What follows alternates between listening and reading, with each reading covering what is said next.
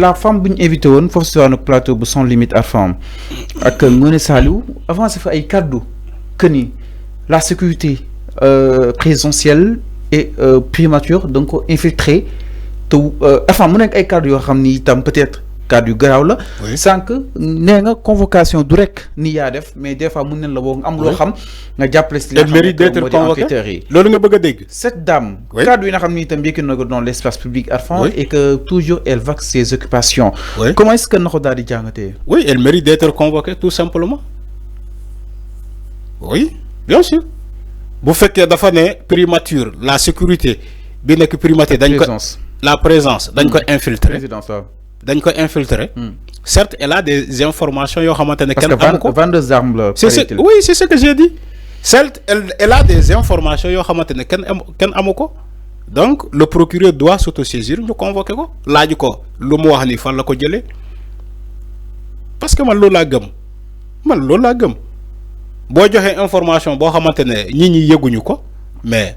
est-ce que cette information mérite d'être dévoilée au grand public. xam nga aussi moo tax le projet de loi sur les lanceurs d'alerte je crois Ousmane Sonko junj na ko ni que prochainement dinañu andi ces genres de proposition de loi de projet de loi donc je crois que projet de loi boobu c'est d'où son importance bu fekkee projet de loi boobu jaar na tey Assemblée nationale ba ñu mettre ko en vigueur tey dina permettre ñu mel ni femme boobu ñu woo leen ñu ñëw joxe information yoo xamante ne après du ñu ne diw moo ko jox Masamba wala Mademba wala XY moo ko joxe déedéet dañuy ne am na information bu ñëw ni que lii ak lii moo am ni que il paraît que la sécurité présidentielle a été infiltrée te femme boobu moo ko wax.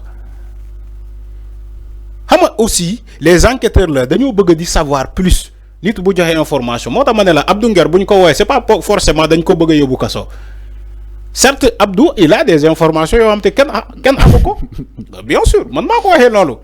damay rafet njot rek ci moom. en ce sens que moom nee na kiiwul nee na ragalul parce que moom waxu fi loo xamante ne kenn waxu ko d'accord moo tax quand il me parle de cette femme là bi def émission. à Sans Limites nga wax. donc elle mérite d'être appelée ñu laaj ko li nga wax ni wax nga lii ak ci émission foo ko jëlee. donc la sécurité justement. parce que on joue pas avec la sécurité présidentielle. enfin sànq yaa ngi fekk nga ne ma am na ay kàddu yu jugoon di si tudd ay MFDC Ousmane Sonko tey mettre si li nga xam ne que moo di ay garde ñi ko doon yëkkati concrètement. ma waxoon naa ko fi. parce que c'est des propos yoo xam ne mën na daal ni ay conséquences yu néfastes suñu wàllu plan sécuritaire. loolu laay wax ni man waxoon naa ko fii Ousmane Sonko est revenu sur ça ci Assemblée nationale le cas de MFDC ay nit taxaw di naan way dañoo bëgg a remplacer kii policiers yi ñu licenciés dañu leen bëgg a remplacer avec des rebelles de MFDC Ousmane Sonko a donné juste un exemple. là c'est très grave. c'est très dangereux. xam nga boo joxee information bu mel noonu dañ lay convoquer c'est comme si un député bi taxaw Assemblée nationale ne ko on a perdu 6 jàmbaar en Casamance waa ji ne ko li nga wax ni waxoo dëgg amul li nga wax ni amu fen donc nous n'était son unité parlementaire. dañ koy convoquer Abdou Karim Sall lu mu wax ni que dañoo rey 6 soldats en Casamance ci les premières questions face au premier ministre. mais dañ koy convoquer ne ko yow wax nga lii ak lii kaay wax ñu foo ko jëlee. on joue pas avec la sécurité surtout mbir armée secret défense la c'est tellement sensible tu me parles aujourd'hui ni que la sécurité présidentielle a été infiltrée loolu c'est sensible nit warul taxaw ci mbedd mi di taxawaalu di ko wax yow kay boo ko xamee balaa ngay ñëw ci émission di ko wax demal ci autorité yi. bu dee il y a des informations moo tax ma ne la projet de loi ci lanceur d'alerte yi dafa baax il faut que ñu voter ko Assemblée nationale comme ça ku détenir ay informations jarul ngay dem ci ay plateaux télévisés da ngay dem directement ci les autorités par les canaux qu'ils ont lancés pour les lanceurs d'alerte après nga ñëw dugg ci canaux yooyu joxe information te ba pare état protégé la moo tax ñu bëri yaakaar ni que lanceur d'alerte loi boobu projet de loi boobu dafa yéex mais heureusement le premier ministre l'a annoncé ni que fan yi yàggul dara ils vont amener la série des projets de loi proposés ko à l'Assemblée nationale loolu kese la ñuy xaar. mais en aucun cas Fallou on ne doit pas donner des informations yoo xamante ne d'abord yow mii di ko joxe bu ñu la laajee doo andi firnde doo andi dara loolu c'est très grave, c'est extrêmement grave. Et aussi ça n'a rien à voir avec la liberté d'expression.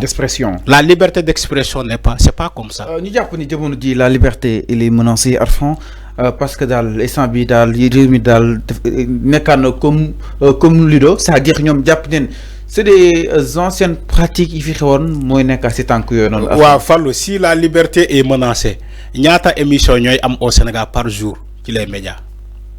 Ñaata émission. Yow ñaata émission ngay def dans la journée? Sen TV ñaata émission lay def dans la journée? TFM ñaata ak Zig FM ak groupe Futur Média wa Walfadjri wa 2STV ñaata émission lañuy def wa RTS ñaata émission lañuy def par jour. Après tu me dis que la liberté d'expression au Sénégal est menacée. Comment? Que chaque jour vous faites des émissions sur la liberté d'expression. Ngeen invité ay chroniqueurs, invité ay journalistes. Ñi ñew joxe sen xalaat ba paré dem sen yoon. Après vous nous dites que la liberté est menacée. Comment la liberté d'expression est menacée au Sénégal? Au moment où chaque jour, même jusqu'au même. Merci beaucoup, Fatou Kiné Cissé. Voilà. Okay. Même dans le secteur, du showbiz, ils sont toujours dans l'information.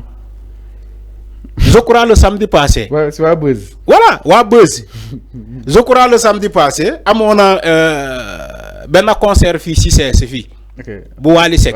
Oui. Mais Wally Seck joxe na fa information. Comment dire, son chargé de protocole waajooju borom bakani jox naa la ji saba bakkan bi Omaro.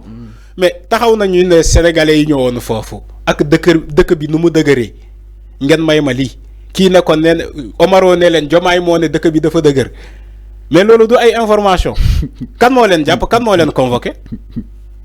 Arrêtez de dire que la liberté d'expression est menacée au Sénégal. Ouais, d'accord. Est-ce que vous me convoqué mais convoqué wuñu ko. Donc bàyyi leen di wax ni que liberté d'expression dafa dañ ko menacé au Sénégal. Ben liberté d'expression menacé wuñu ko. Moo tax ngeen gi chaque jour ay junni émission ñuy daw ci ay télé sénégalais. Ay milliers de Sénégalais di joxe seen xalaat partout.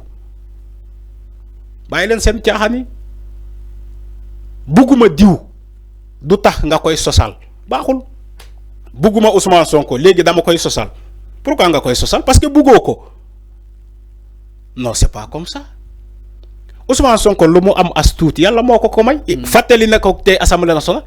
man li ma doon yàlla moo ma ko def ba keroog bu mu koy rocc ci man jox ko keneen. xanaa kay ku gëm yàlla dëgg nga xam ni que loolu moo am. Ok, c'est clair.